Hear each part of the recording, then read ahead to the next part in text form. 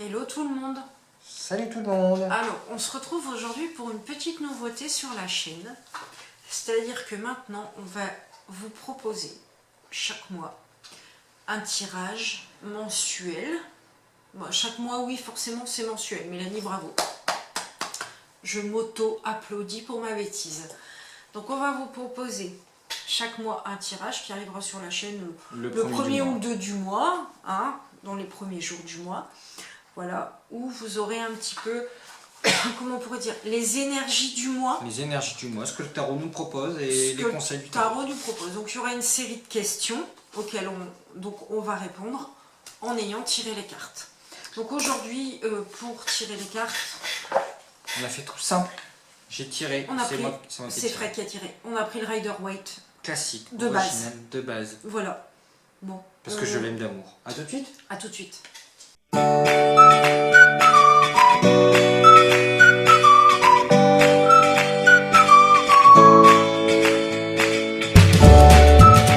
Donc en fait c'est des tirages qu'on va vous proposer, qu'on trouve dans des ressources personnelles qu'on a à la maison. Hein. Qu'on a compilé. Voilà.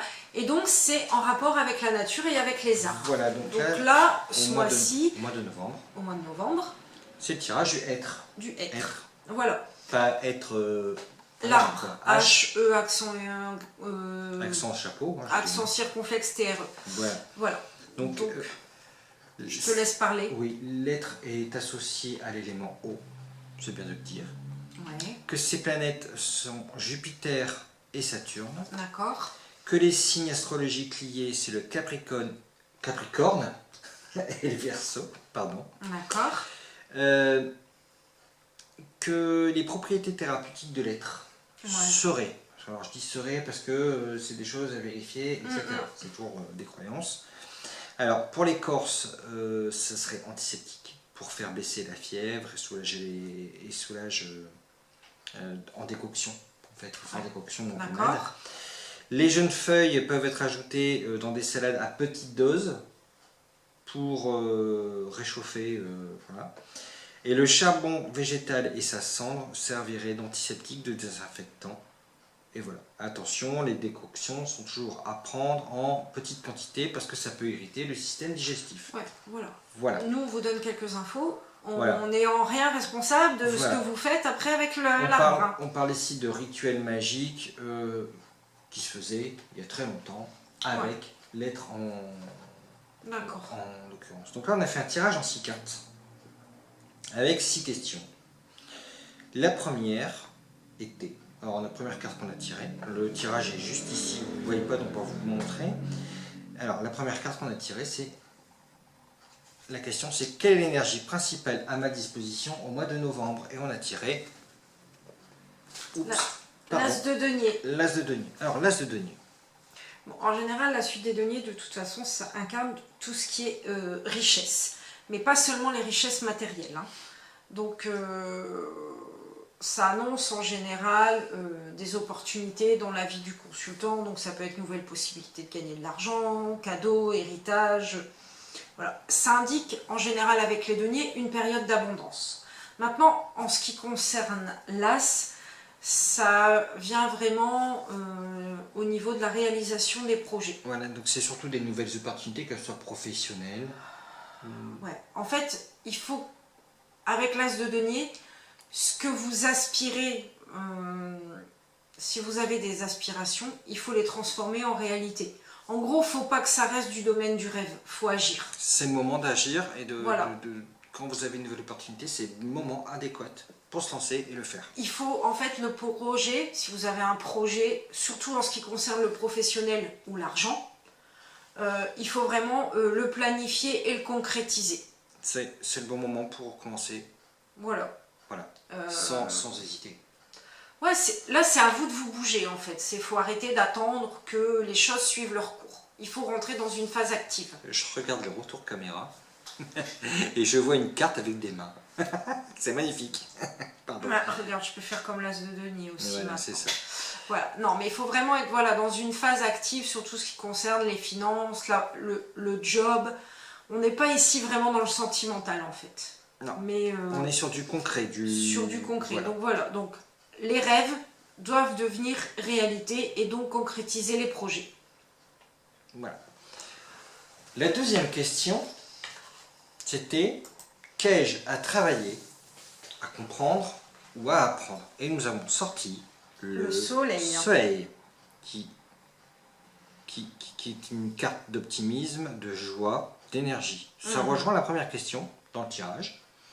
C'est-à-dire qu'aujourd'hui, vraiment, le tarot vous dit que c'est le bon moment d'aller partir dans un nouveau projet, de ne pas hésiter à se lancer, d'y aller de façon optimiste, ne pas hésiter, mettre son énergie, voilà, vraiment. Et puis d'atteindre vos objectifs, quoi, voilà, vous avez traversé des épreuves, des difficultés, ça a été compliqué, bah maintenant, entre guillemets, il faut y aller, quoi, il faut que vous soyez, faut que vous avanciez, que vous ayez confiance en vous pour atteindre vos objectifs.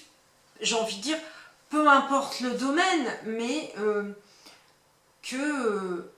parce qu'un rêve, ça reste un rêve. Si vous n'avez pas de plan d'action, il n'y a jamais rien qui se mettra en place. Donc voilà.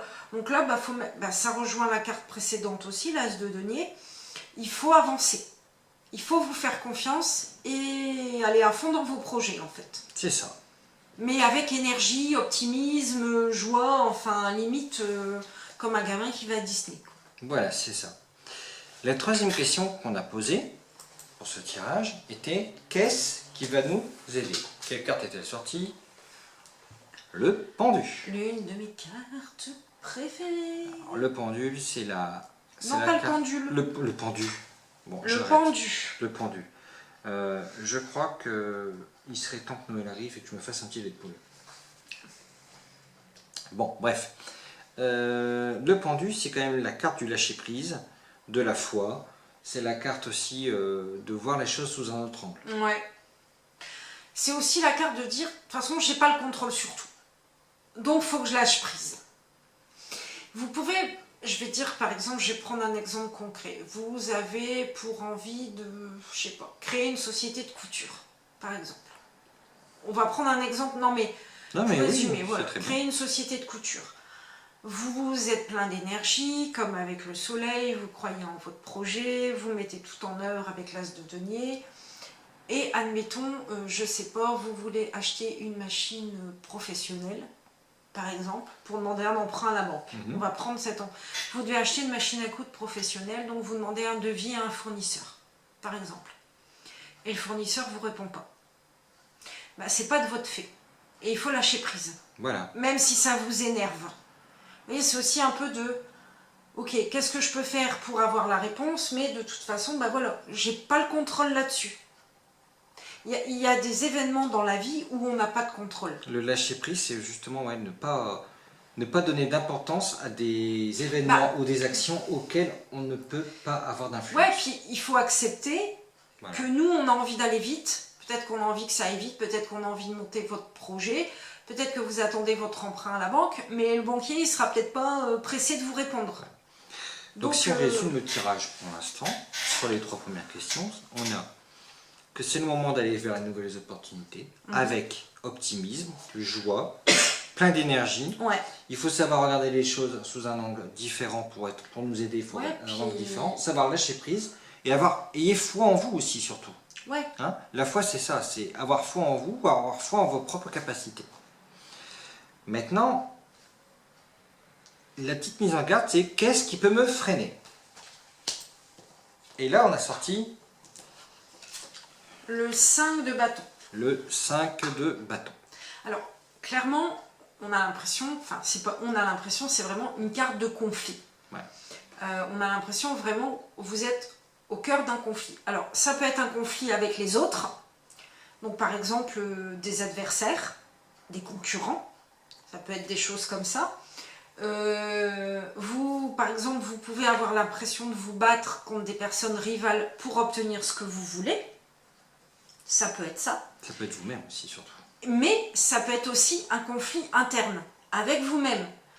Vous savez, par exemple, vous savez ce que vous voulez, ce que vous aimez, ce qui vous motive dans la vie, mais à l'intérieur de vous, il y a un combat qui s'anime. Et ça peut être aussi, par exemple, le fait de dire, par exemple, vous savez, bah, je vais reprendre l'exemple de la boîte de couture. Vous dites, ouais, moi je veux le faire, je veux y aller, je suis motivée. Et puis, il y a votre entourage qui vient vous dire, ouais, mais non, fais pas ça, te lance pas maintenant, c'est une connerie, tu vas te planter. On a tous des saboteurs comme ça dans notre entourage. Mais en fait, vous allez faire face à un conflit interne. Où, vous savez, il y a votre vous, ce que vous voulez, et il y a ce que l'entourage dit.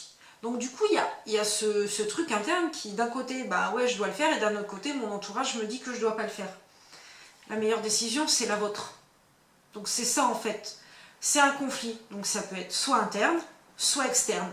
Après, ça, c'est à vous de voir. Donc, moi, je vous donne une position.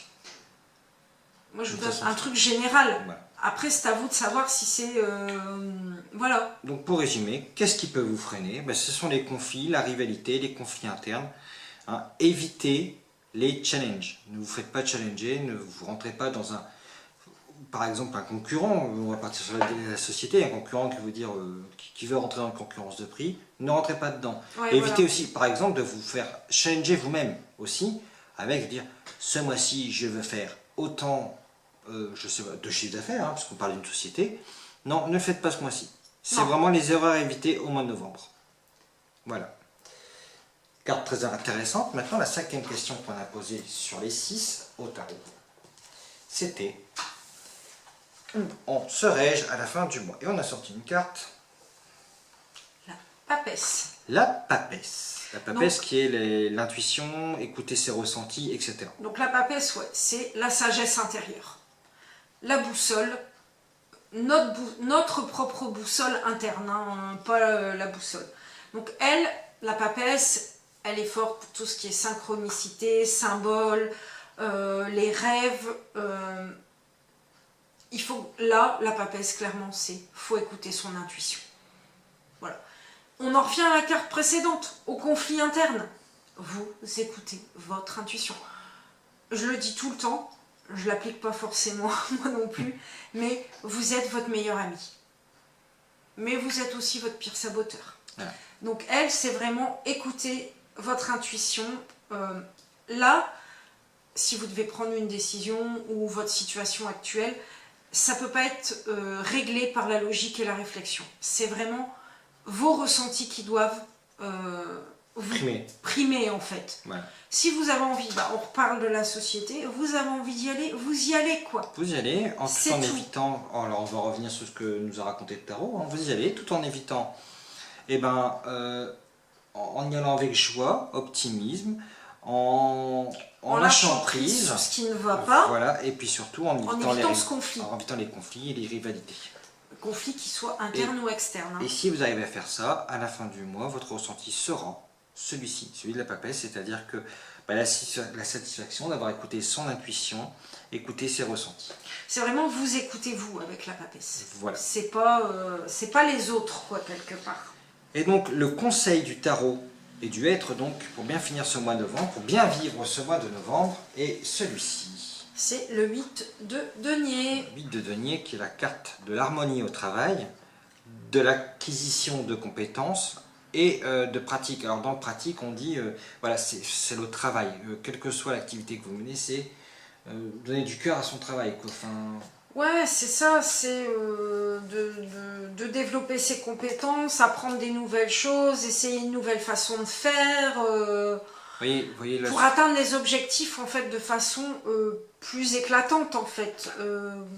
Faut vraiment là avec le 8 de denier, faut vraiment que vous soyez persévérant, que vous soyez penché, concentré sur les tâches à accomplir. Vous voyez ici la carte elle est parlante, hein, vous avez un artisan. Malgré qu'il ait créé déjà pas mal de deniers, et là, il continue son travail, il est toujours avec application et voilà, c'est ce que vous conseille le tarot, c'est d'être cet artisan, de travailler. Là, on va prendre un exemple tout bête. L'acquisition, vous apprenez le tarot, admettons, vous êtes en train d'apprendre le tarot, en cours d'apprentissage du tarot. Bah, le 8 de denier, il vous dit, faut continuer. Donc c'est vraiment, si vous commencez un processus, par exemple, de formation, faut aller jusqu'au bout. Faut être persévérant dans tout ce que vous ferez. ça sera la clé du succès en fait. C'est juste ça, il faut voir que, ok, on a les tâches à accomplir, on sait, mais il faut toujours faire plus en fait, quelque part, quoi. Faut pas relâcher ses efforts en fait. C'est vraiment ça, quoi. C'est ça. Voilà, alors voilà pour le tirage du... On espère que ça vous a plu, ce tirage du lettre, c'est une première, donc tous les mois on va essayer de faire un tirage comme ça un petit peu symbolique, de guidance générale, qui s'applique au plus grand nombre. Après, bien évidemment, si vous avez des questions plus personnelles, dans ces cas-là, ouais, il est toujours possible de faire un tirage personnalisé avec nous. Voilà, tout à fait. Donc, mais là, nous, c'est une guidance globale, générale. Donc on va la synthétiser 2 secondes. Donc vous avez eu 6 cartes pour 6 questions. La première question c'était quelle est l'énergie principale à ma disposition? On a eu l'as de denier avec synonyme de nouvelles opportunités. Je résume. Tu résumes. Qu'est-ce que j'ai à travailler pour bien apprendre ou à comprendre? C'est le soleil. Le soleil avec l'optimisme, la joie, l'énergie qui en dégage de cette carte. La troisième question, c'était qu'est-ce qui va nous aider avec le pendu, avec son lâcher-prise, sa foi, voir les choses sous un autre angle. Qu'est-ce qui peut me freiner et que je dois éviter à tout prix? Eh bien, c'était le 5 de bâton, avec éviter les challenges, éviter les conflits, éviter la rivalité. Ensuite, où en serais-je à la fin du mois si j'ai bien appliqué les conseils du tarot précédent? Ce sera la papesse avec la satisfaction d'avoir écouté son intuition, écouter son ressenti, sa personne intérieure. Et enfin, le conseil du tarot et de l'être, pour bien vivre le mois de novembre, c'est le 8 de denier, l'image même de la personne qui pratique, qui bosse, qui travaille, qui est toujours dans l'acquisition de connaissances, qui est dans l'harmonie au travail. Et puis regardez, il travaille avant tout pour sa satisfaction personnelle, il ne travaille pas pour les autres, il est vraiment tout seul. Ouais, il est solo quoi. Il est solo. Ouais. Voilà. C'est ça qu'il faut retenir quoi. C'est ça. Voilà, on espère que ça vous a plu. On se retrouvera le mois prochain pour le tirage du 1er décembre. Voilà. Donc, voilà. Plein d'autres vidéos à venir aussi certainement. Oui, vous n'allez pas manquer de vidéos sur la chaîne. Non, on s'est fait un petit planning très sympathique. Ouais. Qu'on espère qu'il vous plaise. Et qu'on espère tenir aussi sur la longueur. Que sera, ça va.